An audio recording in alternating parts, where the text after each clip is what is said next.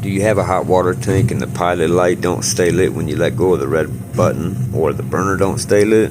Most likely, the problem is these relays go bad.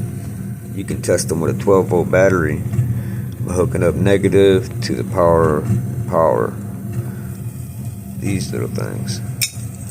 Anyway, it's these relays that go bad. If you don't hear a click when you hook up a negative to the positive, you don't hear a click, you know the relay's bad. With this still on, you do it.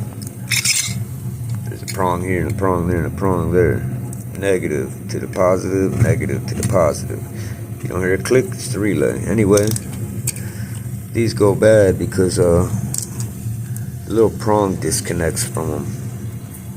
Little wire, the little prong, it goes bad. That's most likely the problem with your hot water tank not staying lit.